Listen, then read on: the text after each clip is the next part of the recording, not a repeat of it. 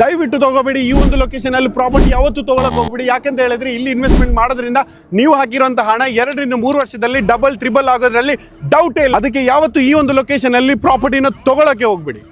Dera, ಬರ್ದುಬೈ, gold Suk, ನೇಫ್ ಈ ರೀತಿಯಾದಂಥ ಒಂದು ಏರಿಯಾದಲ್ಲಿ ನೀವು ಬಿಸ್ನೆಸ್ ಮಾಡ್ತಿರೋರಾದ್ರೆ ನೀವು ದಯವಿಟ್ಟು ಈ ಒಂದು ಪ್ರಾಪರ್ಟಿನ ತಗೊಳಕ್ ಹೋಗ್ಬಿಡಿ. ಯಾಕಂತ ಹೇಳಿದ್ರೆ ಈ ಎಲ್ಲ ಲೊಕೇಶನ್ ಇಂದ ನೀವು ಕೇವಲ 7 ನಿಮಿಷದಲ್ಲಿ ನಿಮ್ಗೆ ಇಲ್ಲಿ ರೀಚ್ ಆಗ್ಬೋದು.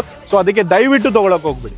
ದಯವಿಟ್ಟು ಈ ಒಂದು ಲೊಕೇಶನ್ ಅಲ್ಲಿ ಪ್ರಾಪರ್ಟಿ ತಗೊಳಕ್ ಹೋಗ್ಬಿಡಿ. ಯಾಕಂತ ಹೇಳಿದ್ರೆ ಈ ಏರಿಯಾದ ಸುತ್ತ ನಿಮಗೆ 21 ಕಿಲೋಮೀಟರ್ ಬೀಚ್ ಆಕ್ಸೆಸ್ ಬರ್ತಾ ಇದೆ.